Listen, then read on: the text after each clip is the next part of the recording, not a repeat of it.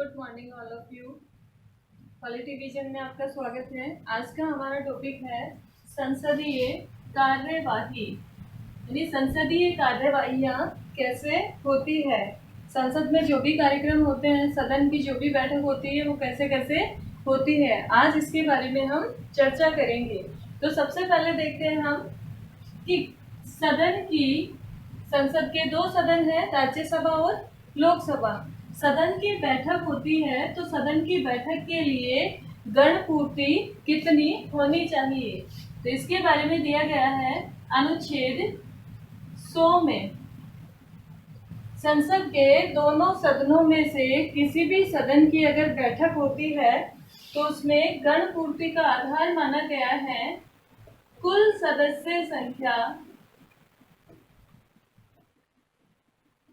का 1/10वां भाग। कुल मिला के ये है कि 100 सदस्यों पर से 100 में से 10 सदस्य, तो लोकसभा में हो गए 545, तो अधिकतम हो सकते हैं यहाँ, और राज्यसभा में हो गए 245, तो यहाँ 50 हो सकते हैं और यहाँ 25 हो सकते हैं। यानी लोकसभा की अगर बैठक शुरू करनी है तो वहां सदस्य संख्या होनी चाहिए 50, और राज्यसभा की बैठक शुरू करनी है तो राज्यसभा के लिए होना चाहिए 25 का आंकड़ा। फिर देखते हैं संसद की बैठक शुरू हो गई है और भाषा कौन कौन सी है, इसका उल्लेख किया गया है अनुच्छेद 120 में। संसद की जो कार्यवाही है 2 भाषाओं में होती है, हिंदी और दूसरी है अंग्रेजी। इसके अलावा हमारे संविधान की 8वीं अनुसूची में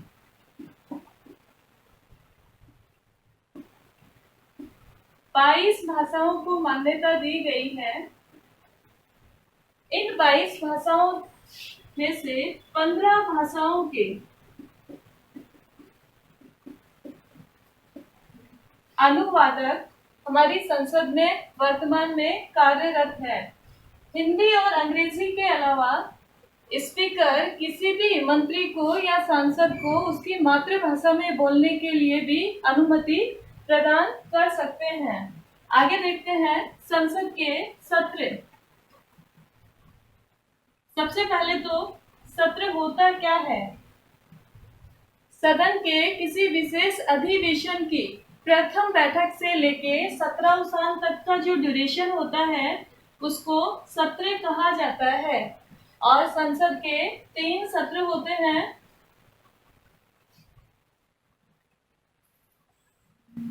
बजट सत्र,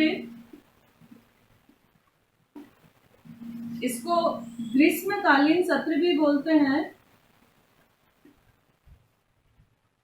इसकी अवधि होती है फरवरी से मई तक।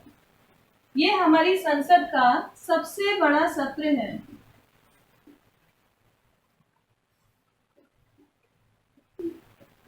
फिर दूसरा है मानसून सत्र।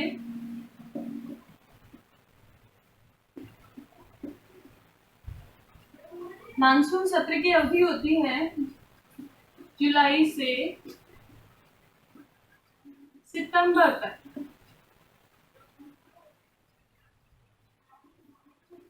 ये दूसरा सत्र हो गया। तीसरा है शीतकालीन सत्र।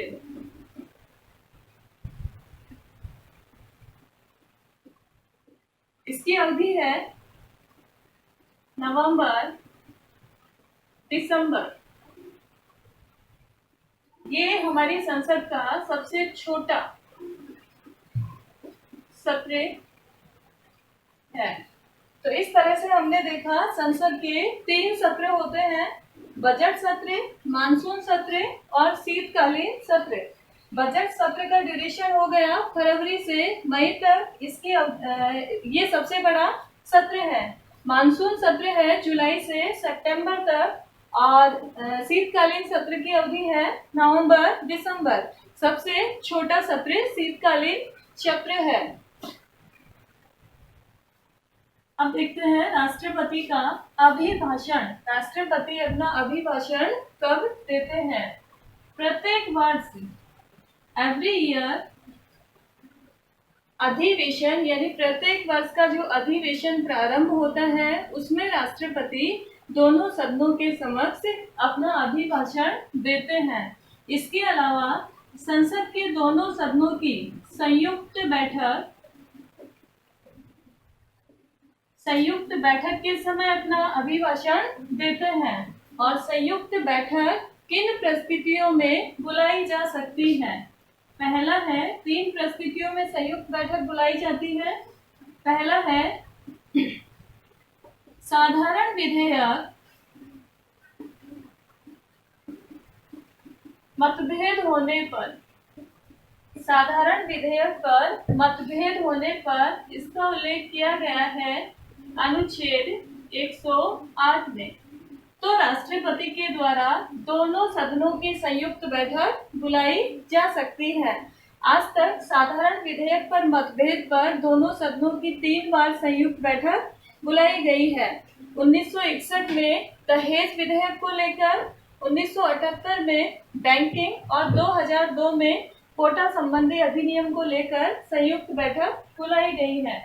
दूसरी कंडीशन है राष्ट्रपति का विशेष अभिभाषण। ये भी दोनों सदनों के समक्ष होता है। तीसरा है विदेशी मेहमानों के अभिभाषण।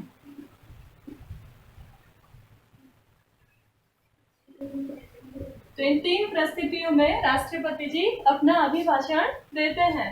फिर देखते हैं हम अगला जो पॉइंट है अपना, स्थगन, विघटन व सत्रावसान। ये किन किन परिस्थितियों में होता है? स्थगन जो है ये लोकसभा के जो स्पीकर होते हैं इनके द्वारा किया जाता है। स्थगन का मीन हुआ यानी सदन की बैठक चल रही है उसको समाप्त करना, बैठक को समाप्त करना। और ये अधिकार दिया गया है स्पीकर को। बैठक को स्पीकर समाप्त कर सकते हैं। विघटन और सत्रावसान राष्ट्रपति के द्वारा किया जाता है। विघटन का मीन हुआ यानी सदन को समाप्त कर देना।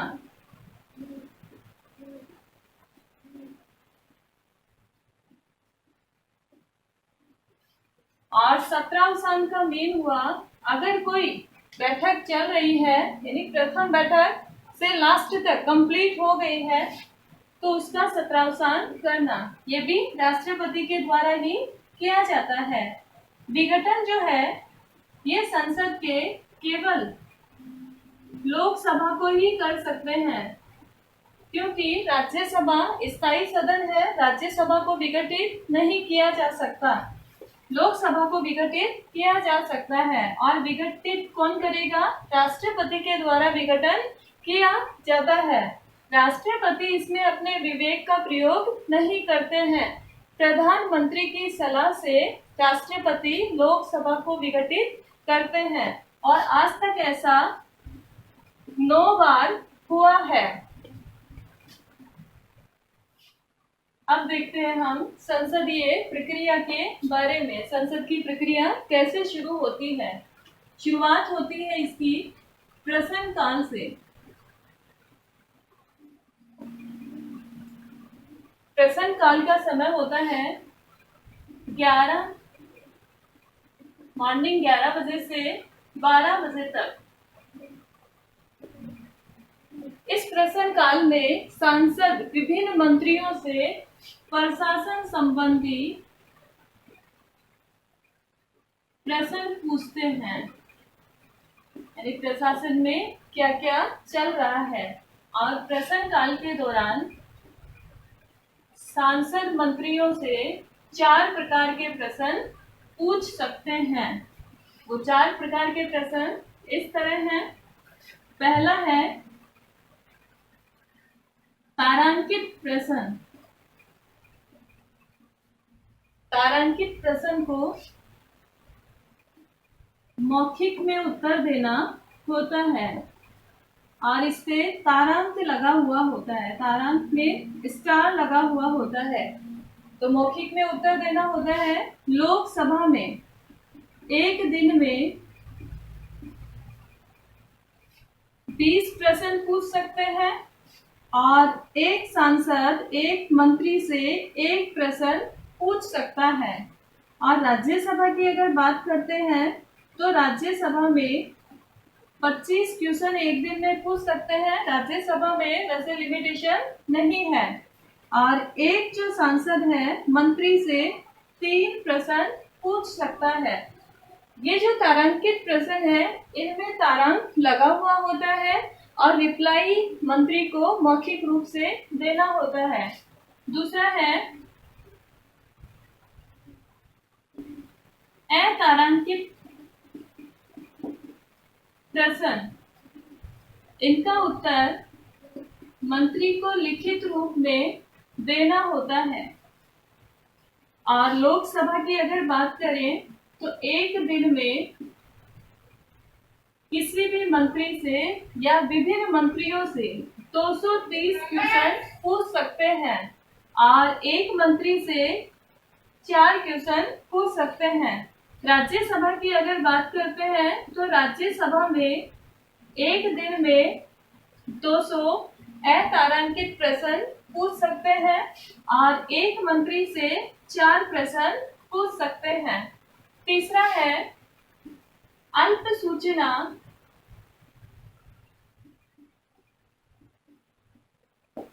संबंधी प्रश्न। ये जो प्रश्न है अल्प सूचना वाला, इसमें यानी लोक महत्व हो इससे संबंधित प्रश्न या फिर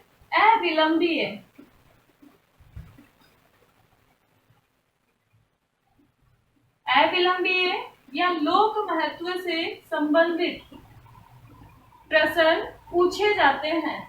ये जो प्रश्न पूछे जाते हैं मंत्री से, इसका रिप्लाई मंत्री 10 दिन में कर सकते हैं। ये अवधि होती है। ये जो तारांकित और अतारांकित प्रश्न है इनका सेम डे उसी समय रिप्लाई करना होता है और अल्प सूचना में 10 दिन का टाइम दिया जाता है। चौथा है गैर सरकारी सदस्यों से पूछे गए प्रश्न।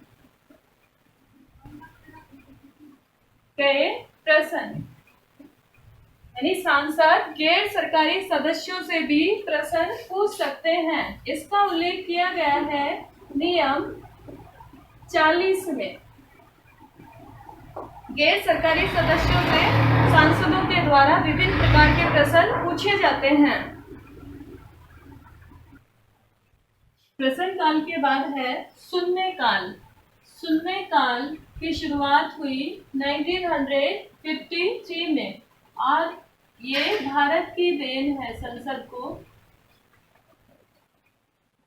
भारत के द्वारा ही दिया हुआ है। प्रश्नकाल के बाद 1 घंटा शून्यकाल का होता है। 12 बजे तक प्रश्नकाल हो गया और 12 से 1 बजे तक का समय जो होता है वो शून्यकाल का होता है। शून्यकाल में भी विभिन्न चर्चाएं की जाती है। इसके बाद है स्थगन प्रस्ताव। स्थगन प्रस्ताव में जिस मुद्दे पर चर्चाएं चल रही है उनको रोककर लोक महत्व का अगर कोई क्वेश्चन है तो उस पर चर्चाएं की जाती है। फिर अगला है अपना ध्यानाकर्षण सूचनाएं। ध्यानाकर्षण सूचनाएं इनकी शुरुआत हुई थी 1954 में।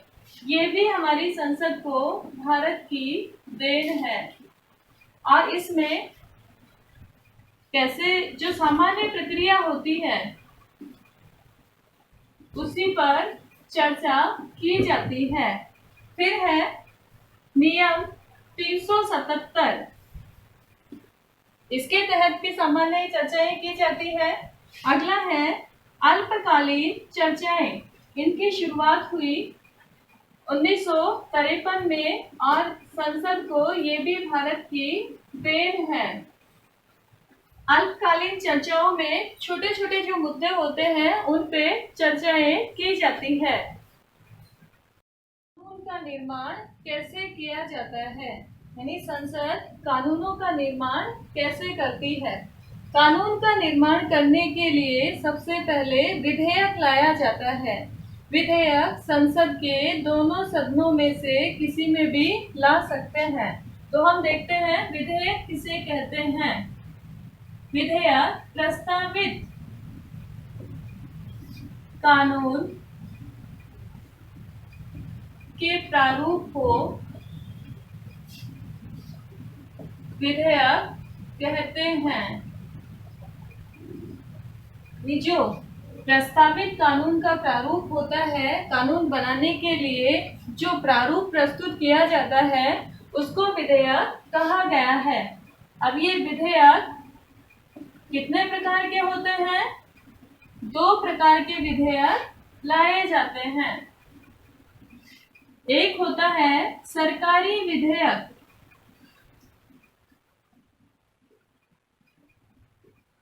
और दूसरा होता है गैर सरकारी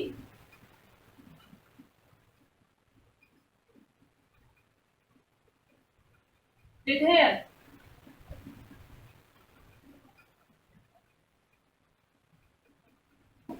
ये जो सरकारी विधेयक होता है इसमें प्रस्ताव मंत्रियों के द्वारा लाया जाता है और गैर सरकारी विधेयक में जो सदस्य हैं सदस्यों के द्वारा प्रस्ताव लाया जा सकता है। इस तरह से हमने देखा विधेयक 2 प्रकार के होते हैं, सरकारी विधेयक और गैर सरकारी विधेयक। अब ये जो सरकारी विधेयक है इसको 2 भागों में बांटा गया है। साधारण विधेयक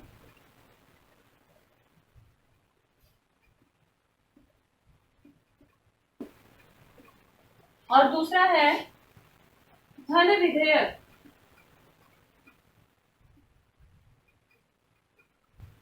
धन विधेयक को वित्त विधेयक भी बोलते हैं। इन दोनों में थोड़ा सा डिफरेंस है, होते दोनों पैसे से संबंधित हैं। साधारण विधेयक जो है इसका उल्लेख किया गया है अनुच्छेद 107 में और धन विधेयक का उल्लेख किया गया है अनुच्छेद 109 में। 109 में लिखा हुआ है कि धन विधेयक सबसे पहले राज्यसभा में ही प्रस्तावित किया जाएगा और इसकी परिभाषा दी हुई है अनुच्छेद 110 में। धन विधेयक को डिफाइन किया गया है। अब इनमें थोड़ा सा डिफरेंस देख लेते हैं। साधारण विधेयक और धन विधेयक में क्या अंतर होता है। साधारण विधेयक की अगर बात करें तो साधारण विधेयक संसद के दोनों सदनों में से किसी में भी ला सकते हैं। दोनों सदनों में, लोकसभा में भी लाया जा सकता है, राज्यसभा में भी लाया जा सकता है। धन विधेयक की अगर बात करते हैं तो धन विधेयक ओनली लोकसभा में ही लाया जाता है।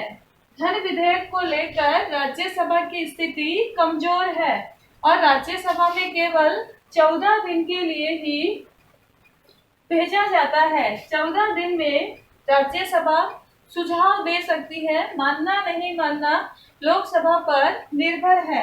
दूसरी अगर बात करें तो साधारण विधेयक को लाने के लिए राष्ट्रपति की मंजूरी की आवश्यकता नहीं है। धन विधेयक को लाने के लिए राष्ट्रपति की स्वीकृति की आवश्यकता होती है। तीसरा अगर देखें तो साधारण विधेयक पर संयुक्त बैठक बुलाई जा सकती है। दोनों सदनों की राष्ट्रपति के द्वारा संयुक्त बैठक बुला सकते हैं। आगे देखते हैं हम साधारण विधेयक की अगर बात करें तो राष्ट्रपति इसको पुनर्विचार के लिए भेज सकते हैं, और धन विधेयक की अगर बात करें तो राष्ट्रपति इस पर हस्ताक्षर करने के लिए बाध्य होते हैं। पुनर्विचार के लिए दोबारा से संसद में नहीं भेज सकते। इस तरह से साधारण विधेयक और धन विधेयक के बारे में बताया गया है। धन विधेयक जो है इसमें विभिन्न प्रकार के जो टैक्सेस होते हैं, कर होते हैं, कर को बढ़ाना है, घटाना है या लागू करना है, इससे संबंधित रिकॉर्ड होते हैं। अब हम बात करते हैं प्रस्तावों के बारे में। संसद में विभिन्न प्रकार के प्रस्ताव लाए जाते हैं। जो रनिंग सरकार है इसके विरुद्ध और विपक्ष के द्वारा लाए जाते हैं। सबसे पहले है अविश्वास प्रस्ताव। अविश्वास प्रस्ताव जो है, जो सरकार चल रही है इसके विरुद्ध विपक्ष वाली सरकार के द्वारा या विपक्ष के द्वारा ये प्रस्ताव लाया जाता है। विश्वास प्रस्ताव की बात करें तो ये सरकार के द्वारा लाया जाता है। अविश्वास विपक्ष के द्वारा लाया जाता है और विश्वास प्रस्ताव सरकार के द्वारा लाया जाता है। इन दोनों प्रस्तावों में अगर सरकार की हार हो जाती है, अविश्वास में भी और विश्वास में भी, तो वो सरकार गिर जाती है। आगे है अपना निंदा प्रस्ताव। ये प्रस्ताव भी विपक्ष के द्वारा लाया जाता है। जो सरकार चल रही है इसमें ये प्रस्ताव लाने का मकसद होता है, जो सरकार चल रही है इसको गिराना नहीं, इसकी केवल निंदा करना, और ये विपक्ष के द्वारा किया जाता है। अगला अपना प्रस्ताव है कंगारू क्लोजर प्रस्ताव। कंगारू क्लोजर प्रस्ताव में किसी विधेयक पर चर्चाएं हो रही है और बैठक की समाप्ति का समय हो गया है, तो अध्यक्ष के द्वारा कह दिया जाता है कि उस विधेयक के जो मुख्य मुख्य बिंदु है उन पे चर्चा कर ली जाए और बाकी जो बिंदु है उनको चर्चा हुआ मानकर उस विधेयक को स्वीकार या मान लिया जाए। ये होता है कंगारू क्लोजर प्रस्ताव। फिर अगला प्रस्ताव है काम रोको प्रस्ताव, यानी जो चल रहा है सदन में इसको रोको और मेरी बात सुनो। ये जो प्रस्ताव है काम रोको प्रस्ताव, ये केवल लोकसभा में ही लाया जाता है और इस प्रस्ताव को लाने के लिए पहले 50 सदस्यों के हस्ताक्षर होना जरूरी है। इस प्रस्ताव पर 50 सदस्यों के हस्ताक्षर हो और लगभग 2.5 घंटे पहले लोकसभा के अध्यक्ष को इसकी सूचना देनी होती है।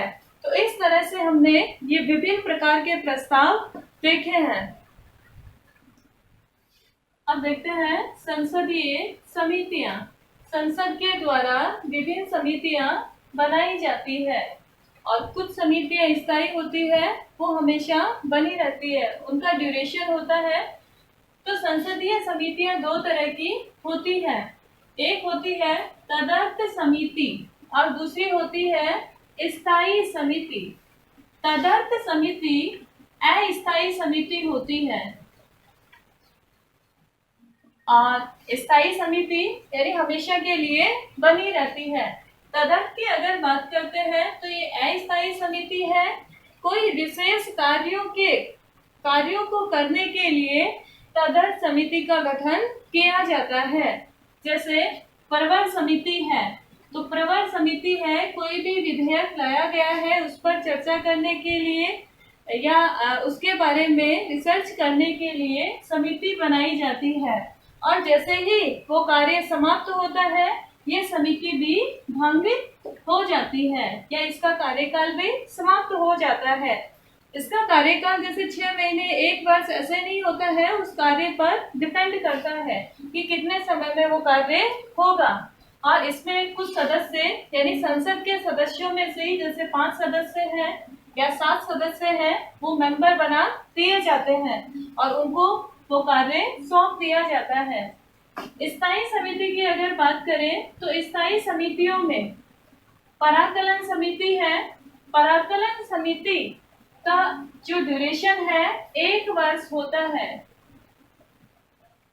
फिर दोबारा से इसका गठन किया जाता है और इसका गठन का जो काम है वो लोकसभा के स्पीकर हैं या जो सभापति है उनके द्वारा निर्वाचित और मनोनीत किए जाते हैं। इसके जो सदस्य होते हैं, इसके जो सदस्य होते हैं वो केवल लोकसभा के ही मेंबर होते हैं और कुल सदस्य होते हैं पराकलन समिति में 30 मेंबर होते हैं। समय हो गया 1 वर्ष का। इसका कार्य है वित्तीय नियंत्रण रखना,